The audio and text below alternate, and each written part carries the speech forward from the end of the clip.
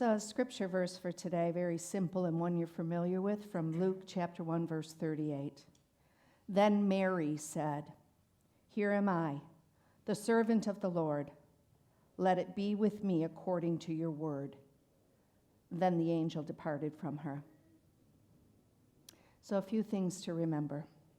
Lord, the activity of the spiritual I am, ruling our consciousness. So that's when we as humans get in touch with that divine energy in us. We remember the truth, the whole truth of who we are. We ignite that Christ light in us, if you will, and we let that rule our consciousness. We let that help us make our decisions. So when she says, I'm a servant of the Lord, she's saying not only of God, but of this higher power in me. I'm going to allow this higher power to hear you and respond to you. And then it says, let it be done to me according to your word. So the word, or sometimes called the word of God, is how God or the divine reveals itself through word, written word or spoken word. And the angel, whenever we hear about angels, that's a messenger of God. So the angel came bringing the word. The angel wasn't saying for itself. The angel was speaking for the higher power and trying to connect that higher power with the higher power that was within Mary. So Mary is the divine motherhood of love. And Mary said, here am I. Let it be done to me. And the angel departed from her. Mary showed great love and faith. On the first Sunday of Advent, we lit the candle for hope and faith. On the second Sunday, we lit the candle for peace. Imagine Mary facing this angel, just a young girl, and the peace that she must have felt within her to respond in the way that she did, in such a loving way. And so today we light the candle for love. Mary represents love. Somehow she knew that it was hers to say yes. She stood in faith, and she accepted in love without hesitation and trusting her higher power. So as we move into a time of meditation, let's still ourselves. Let's imagine for a moment that there was an angel here now, speaking to you, the messenger for God, the divine, speaking and wanting to connect with the Christ in you. Imagine now what the higher consciousness might be telling you. What is divine love inviting you to say yes to? Where in your life are you being invited to stand in your faith, to be at peace, to know the love of God, and to respond with a yes?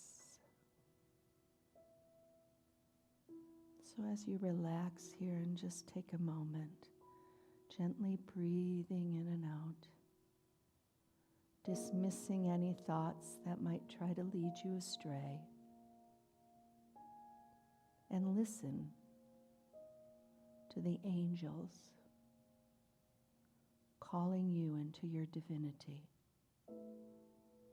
inviting you to say yes to the Christ in you, to your higher consciousness.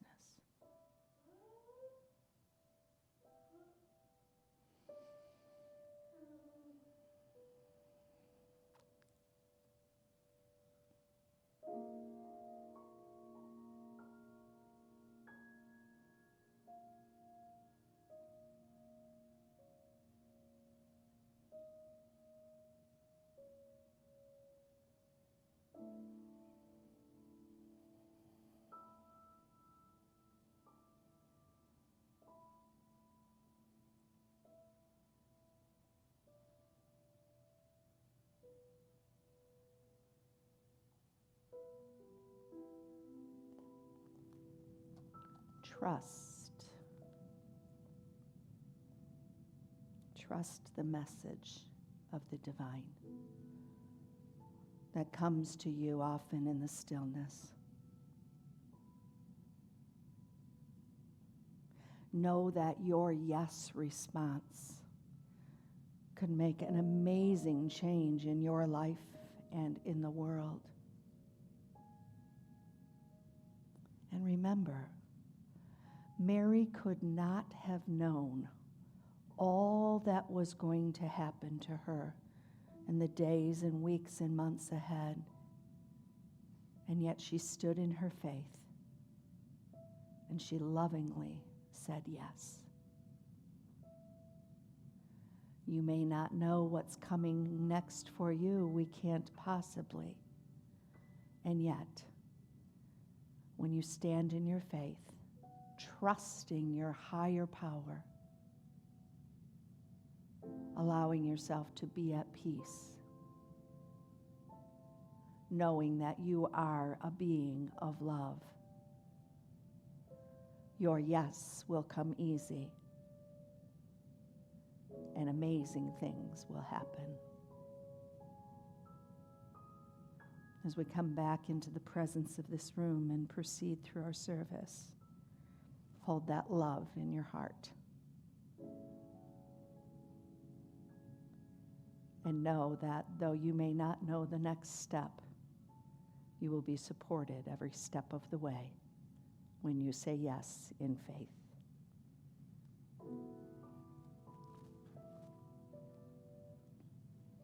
Talk about love a little bit. That word that can't be defined, that comes in so many forms. But what I really want to focus on today is how we as human beings can grow our love and share our love and send our love. And to recognize the difference between human love and divine love. So let's start like this. Human beings, each of us, change every day. The world is changing, we're changing, everything changes day to day. Divine never changes. So it's the same with love. Who we love, how we love, the ways we demonstrate our love can change from person to person, from day to day. Divine love never changes.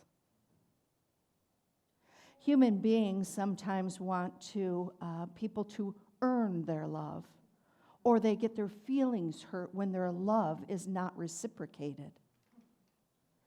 Divine love doesn't ever do that. Divine love just is. You don't have to earn it. You don't even have to reciprocate it. There are people on this planet who don't even know that God exists or don't believe in a higher power at all. And that divine love is still there for them. Divine love doesn't change. And with all the changes that we have to deal with day to day in our lives, what a blessing that is to know, huh? And yet sometimes we forget, don't we? Yep. We think we're out here in this scary world all by ourselves, especially when we're facing problems. Human love can grow. You know, we all love that feeling of falling in love, being in love. But human love can also waver, and it can go away. God's love is forever, and we are accepted just as we are. Now, regarding that love going away part, love doesn't really go away. It just feels like it does. I've officiated a lot of weddings, and I know that every couple that stands before me, when they express their vows and they say forever, they mean forever. Nobody enters a marriage and makes a commitment like that with an intention of ending it and breaking the vow. And yet statistics are still at 50% in our country of marriages ending in divorce. Love changes. People change. We grow. When a marriage ends in divorce, some people say a failed marriage. I don't believe it's a failed marriage. It's a growth opportunity that we experienced. And when the love faded or changed, and it was no longer serving our highest good, we might have decided to walk away from that. Did you know, even though a married couple stands before the officiant and makes vows, that's a very typical part of a service. Did you know that vows are not a legal part of a marriage? They don't have to make those promises to one another. They do it because they want to. It's a solemn promise, but it can be broken. There are actually only 4 things that need to happen for a marriage to be legal. 1, they have to obtain a marriage certificate legally. 2, it has to be signed by them and the officiant and 2 witnesses afterward. And then there has to be in the service some kind of agreement that nobody forced them to be here, that they're here of their own free will. That usually sounds like an I do.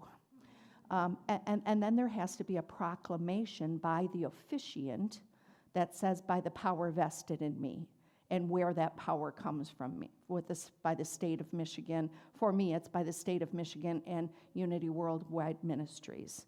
I now pronounce, so that's the pronouncement. That needs to happen in order for the marriage to be deemed legal. Agreement and proclamation. And I was thinking, when the angel came to Mary, the angel made a proclamation. I now pronounce you carrying the Son of God in your womb. And Mary said, I do. I will. I can.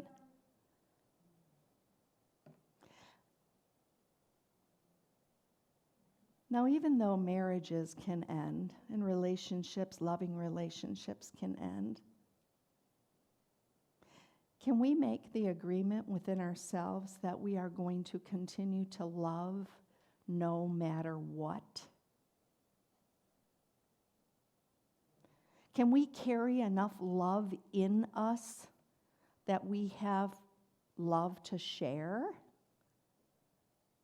And if we did, we would know that because of the divine love that's part of who we are, we always have more than enough to share with everybody. Imagine that. In 1 John chapter 4, verses 19 to 21, it said, we love because he first loved us. If anyone says, I love God, yet hates his brother, he's a liar. For anyone who does not love his brother whom he has seen cannot love God whom he has not seen. And he has given us this command, whoever loves God must also love his brother and sister and mother and father and neighbor and people who are of a different religion than us, and people who have different beliefs than us, and people who are of a different political persuasion than us. All of them, all of them, all of them. Even the mean people. And the naughty ones who didn't make it on Santa's list. All of them. And if we're not able to do that, you know what that means? Just means we're not in touch with our divine self enough. Ask your human self. Show me. Move out of the way. Invite the human. Move out of the way for a minute so my divine power can show me and tell me how I'm supposed to do this. How am I supposed to love someone who, fill in the blank. So I came across an article by a life coach and psychologist, Gabriel Gonzalez. And Gabriel has a simple technique to radiate love out to everyone. Gabriel says everything in the universe is made up of particles and waves of electromagnetic energy in constant movement. This energy moves through and in and out of animals, people, plants, and objects in ways that scientists are just beginning to understand. In our human bodies, our heart is the largest generator of this type of energy. When focused consciously and intentionally, it can be used to bring about greater love, harmony, and well-being to both ourselves and others. So now I'm going to use the article to explain to you how to do this. And I invite you, if you are already experiencing more than enough love and harmony and well-being in your life and with those around you, you may leave and get first in line to the potluck buffet that's happening after this. But if you would like more greater love, more harmony, and an overall better well-being in your life, I invite you to stay. I see nobody moving. Good for you to recognize that we could all use more of these things, right? So according to the psychologist, the quickest and surest way to share your love, and I practiced this over and over after I read it, and it feels so good that I wanted to share it with you. So first, you focus your attention on your heart. And now breathe deeply and breathe into your heart. Imagine your breath is going into your heart. And breathe until you feel your breath moving rhythmically. And you may want to touch your heart space. You know, that helped me to just place a hand on myself and to imagine this life, this breath moving in and through me and in my heart. And now think of someone or something that evokes feelings of love and appreciation in you. So something or someone that you really love, you have deep love and appreciation for. And now put a big smile on your face and allow these feelings of love and appreciation to fill your body. Bigger smiles. I want to see bigger smiles. I can see you all.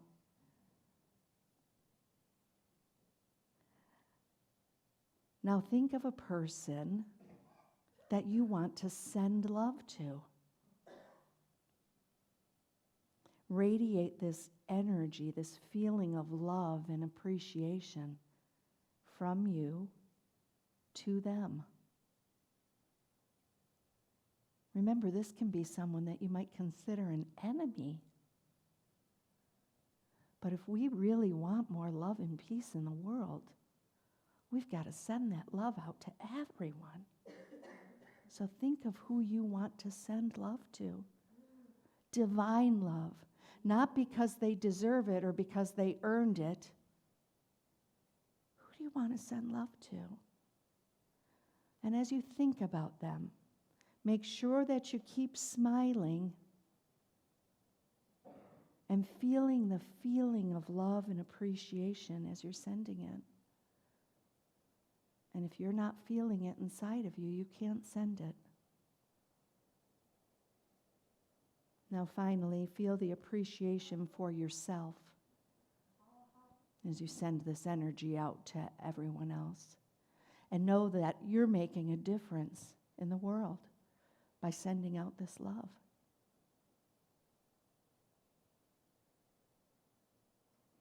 So let's now open our eyes, take our hands away from our heart, and just see this love going out. Let it move out from you. Yeah, spread that love, send that love out to the whole world. And if you liked that, you can come back and do it again. It's really simple. Just get yourself in that loving place. Think about somebody you really love. I did this over and over again. And the same people kept coming into my mind. my husband, I love him and appreciate him. My grandchildren. So when I think about them, I feel so much love and so much warmth in me. And I'm so grateful for all that love I have. That's where you want to start.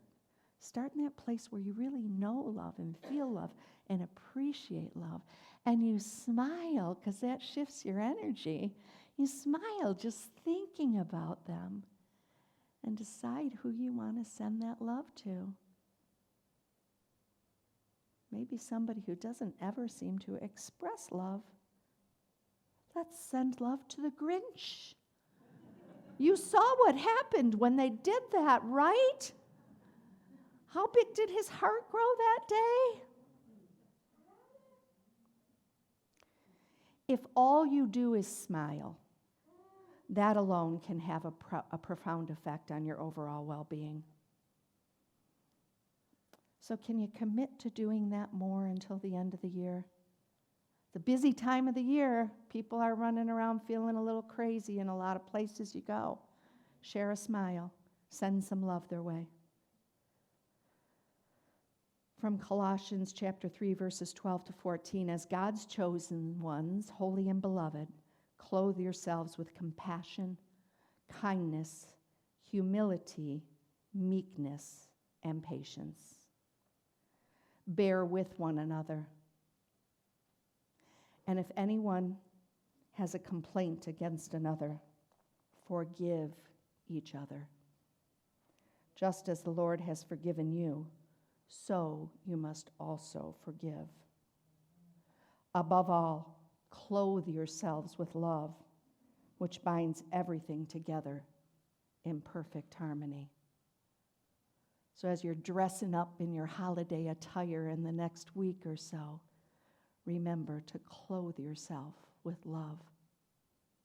It might help to put a heart brooch on to remind you, clothed in love. When I go out into my day, I want to be clothed in love. I want to remember the divine love that is always present. And I want to be the bringer of that love into the world. Do you? Yes. Do you? Yes. Do you? Yes. Yes. We want to bring the love into the world. Feel it first within you. Know that that divine love never, ever leaves you. It's there. Tap into that and be ready to send love everywhere you go.